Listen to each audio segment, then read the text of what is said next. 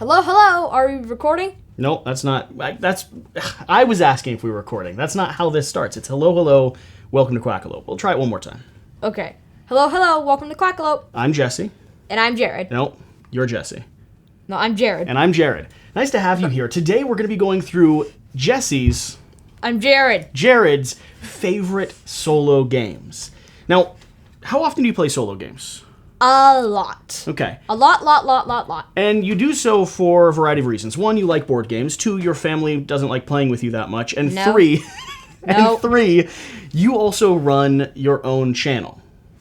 Not my own, and I don't run it, but I'm part of it. I'm giving you all credit for everything you've done, except for your brother. He also gets a little bit of the credit. How can people find out about what you do? By watching our videos. Well, how do they find your videos? On YouTube. Well, what do they search on YouTube? Kids This is the most complicated pitch I've ever found. If you follow the link at the top of this video description, you'll be able to swing over and see Jared and his brother Peyton, and sometimes their father and mother, which are really the side characters in this whole script, going through a whole variety of board game content. What's some of the stuff you do over on your channel? We do tutorials where we're teaching games. We just started Board Game Basics, which is where we explain something that's pretty basic about board games, but a lot of people don't know about it. Tableau building, which I had no idea about until you all started describing exactly what it is from a definition, right? Honestly, neither did I. And you have unboxing videos, high-quality video production. In a lot of ways, you're doing your very best to take over what I'm doing here. But that's not the point of this video. In this video, we're going through your top 5 favorite solo games. Starting with Wingspan at the 5th. And that's Wingspan is because my it's 5th your favorite. least favorite? I'm not going to say You it's my least realize favorite. this is a bird-focused game, and you're going to bring it onto my channel and say it's the least of your favorite games. I'm not saying that. I'm personally offended. Why do you like Wingspan? Because, first of all, it's about birds. I like birds. There we go. See? Reasonable. It also has ducks in it, which I think Jesse likes about There we it. are. That's 2 strong points in favor of Wingspan. Why do you like the solo mode of this, though? It's very different from the multiplayer mode, and it has an AI. I like AIs, but personally, I think it takes away too much from the game.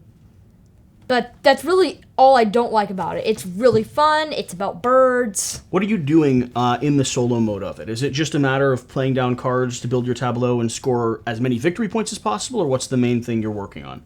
You're working on placing birds in their correct habitats to get eggs, get points for the birds, and you're trying to roll dice to feed them. So someone like me who has played a lot of Wingspan, but has never tried the solo mode, why should I try the solo mode? It's about as fun as the regular mode. Okay. So you'd say both of them are comparable for you. Yes. Okay.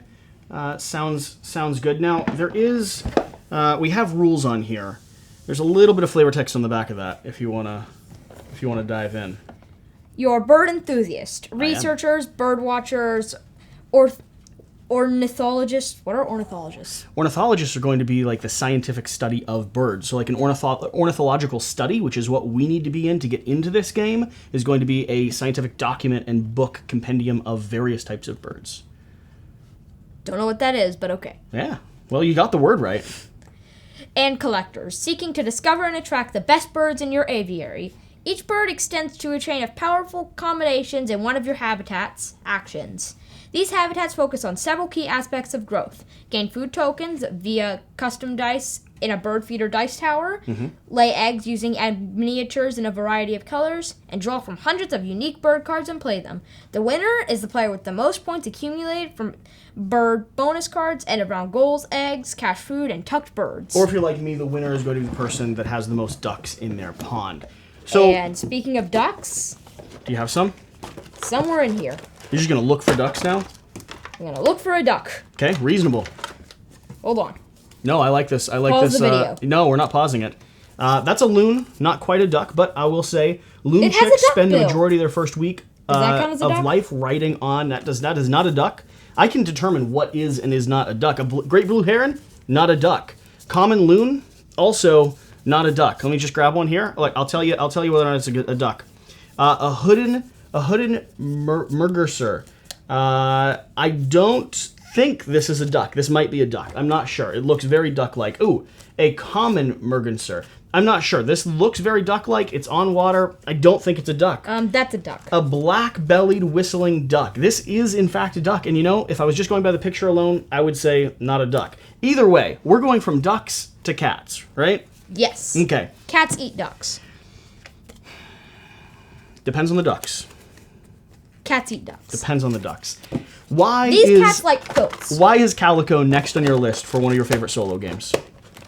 Because it's quilts and cats. Two things that I love. Okay, that's reasonable. Look, I don't know that we need any more argument than this game has birds, this game's all about quilts and cats. What are you doing in Calico? I haven't played this one yet. In Calico, you are sewing together quilts. You are playing quilt tiles around pieces of quilt that you need to get specifically, and you're trying to get cats on it. Okay. And you're also sewing buttons onto it to get you more points. So basically, you get points by, like, the cats are basically voting on it. If it has more buttons, it gets you more points. If it has more cats on it, then it obviously gets you more points. Have you played this both multiplayer and solo?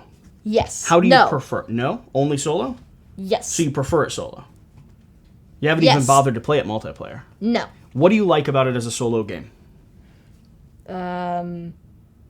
I don't know how it's any different from multiplayer because I haven't played multiplayer. I don't mean different. It. What do you enjoy about the puzzle as a solo game, though? That it's a puzzle. What type of puzzle? A puzzle. Just you're putting down pieces and trying to match colors or patterns? I haven't played it yet, so I don't know. What you just said is exactly what you're doing in the game. Okay. A puzzle. Okay, sounds reasonable to me. I'm going to slide this over. Let's read some flavor text. I know, we have to read a little bit of flavor text. In Calico, players compete to sew the coziest quilt as they draft and place tiles of different colors and patterns onto their quilt board. Each board will include 3 design goal tiles that will earn points if their requirements are met.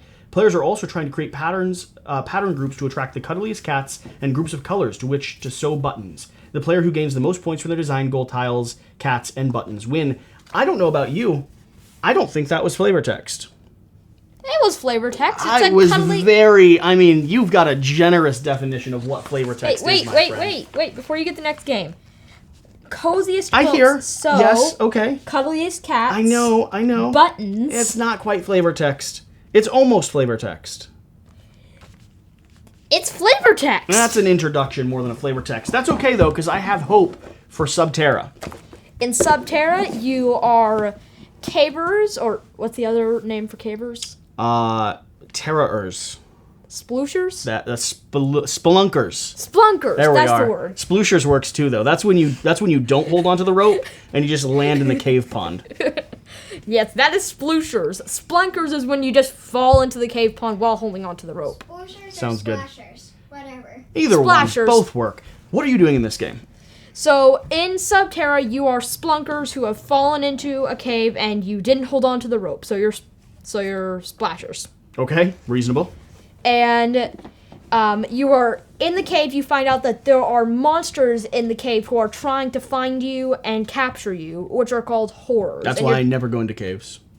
You're trying to run away from the horrors before they can get you and trying to find the cave exit before your flashlight runs out of battery. What if you want a hug? You're unlucky there. Then you lose. Why do you like this game? Because it's a cave game. I like caves. Okay. Reasonable as well. What about this game makes it different from the other ones? It's a tile laying game, but not in the way that Calico is. Calico is a puzzle tile laying game. Okay. This is a tile laying game where you're walking on paths exploring. And you also have actions that you pay for. Like you pay time for it. The time actually looks like the time symbol on that. Okay. Have you played this game with more than just solo? No. You still only played this one solo? Yes. And you would prefer it solo then? Yes. And a little bit of flavor text. That looks like an introduction. That looks like a setup thing. I'm going to go to the back for flavor text. Wait a second. All right, you got this? You got this? Calico doesn't have flavor text. Yes, it does. It's right there. I'm going to write them a very grumpy email. Players or quilters competing to create the That's the same thing. We read that. You can't count that as flavor text. Get out of here, Calico. Flavor text on Subterra. Subterra is a cooperative survival horror board game It says cooperative. It's sort of flavor text. Continue. I'm still interested. You and up to 5 friends are cave explorers who have become trapped deep underground. You must quickly explore the tile-based cave system to find the way out before your flashlights die and you're lost in the darkness forever. You'll need to work together to overcome deadly subterranean hazards, stick together for safety, or split up to cover more ground. One wrong step could knock you unconscious and your friends. And your friends will need to stage a rescue. I was going to say, knock both you and your friends unconscious. Light and hope are scarce, and worst of all, you don't think you're alone down here. This sounds like a game that I would enjoy. That is flavor text. I like things that tell me, we know you like ducks and cuddly kittens, however, we're going to throw you down a dark pit in a cave with monsters coming after you, and if you make one wrong step, you're probably going to succumb to the darkness. And then I just want to give Calico a chance. No. Players are quilters competing to create the coziest, most beautiful quilts. Turns are simple. Sew patches onto your quilt by drafting and placing tiles onto your personal board. Earn victory points by sewing on buttons, fulfilling your design goals, and attracting cuddly cats to curl up on your quilt. I appreciate that you're still trying to give it a chance. It's not flavor text. Yeah, I agree. It's not. It's the same. That is as much flavor text as a muskrat is a cat. A muskrat It's is a close. cat. It's close. It's just not quite. It's as much of a flavor text as a Wolverine is a weasel. Cartographers. This is my at the moment. No, this is my. bold put. Yeah, cartographers. I mean, we've got two. We've got one more going. Which one's your favorite? Both of those are in the same thing, which means Role Player Monsters and Minions is my favorite. Okay. But we'll talk about that in a little bit. So we're gonna start with cartographers. Cartographers is based on Role Player. It is like... It is my favorite roll and write game at the moment. Well, and has been for the past year and a half. It's mine too. But it's based on Role Player. You are cartographers trying to map... you're trying to map what Queen Gimnax has asked you to map. In Cartographers Heroes, you add heroes to it, and you're mapping the Western lands. And no, the flavor text is on the back. Oh, no. There's usually some flavor text in the rulebook as well. It's right there, Yep. and it's all flavor text. Yep. So in this game, it's going to be a flip and write where you're going to be building out a kingdom, establishing a map, and slowly positioning to score as many points as possible. But for me, the reason why I like it so much is it's a really thematic sort of adventuring puzzle. I feel like something that they could add to it to make you like it even more is duck cards. That is true. Cards that make it true. so that there's ducks, like you draw a duck whenever I draw on the other player's board, the monster, that's usually just a giant duck, which is terrifying. That is terrifying. Because if ducks like peas, ducks also... Why do you like this one solo? Because instead of you passing your map to the next player, you don't know if they're going to help you or not. But in this, it just tells you a specific spot. And since you know those specific spots, you can prepare for it by making that specific spot surrounded already. So it takes off some of the meanness of it. Correct. You enjoy the puzzle solo because you're not worried about your dad doing something cruel to you and handing it back, and you looking at him going, I thought you loved me this whole time. Is that accurate? Yes. Okay, that's reasonable. I think that's a reasonable reason to play that one solo. Introduction. Queen Gimnax. There we are, because I cannot say that name, has ordered the reclamation of the northern lands. As a cartographer in her service, you are sent to map this territory, claiming it for the kingdom of Nalos. Through official edicts, the queen announces which lands she prizes the most, and you will increase your reputation by meeting her demands. But you're not alone in this wilderness. The Dragul conquest your claims with their outposts, so you must draw your lines carefully and reduce their influence. Reclaim the great share of the queen's desired land, and you will be declared the greatest cartographer in the kingdom. That is completely flavor text. That is flavor text. Now, do you admit that Calico did not have flavor text? It had a little flavor text. I mean, you're very Okay, nice. both of them. You're very nice. So, role player, but you specifically said role player doesn't get here if it doesn't have the Monsters and Minions expansion. Is that right? I did not say that. Role player is good on its said own. that and told you that you said it. Yes. That is what happened. Okay, great. But role player is good on its own. Yeah. Because you are creating a character for an adventure, but Role Player Monsters and Minions adds the adventure. Is this still your number one if it doesn't have Monsters and Minions in it? Yes. Oh, okay. Number one, extra number one. Oh, so it just added to it. It already added to something really good. I But it's the misinterpreted extra that number then. one. I hear you. Monsters and Minions, role player, what are you doing in this game? In Role Player, you are creating your character, and because and you're rolling dice to create your character.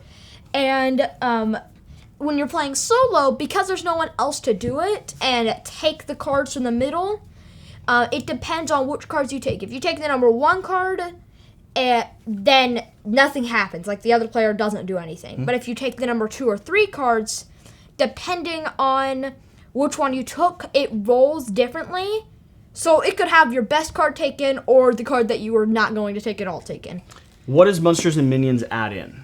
Monsters and Minions adds in minions that you can fight to gain points, and it also adds in a lot of adventure that I love. So you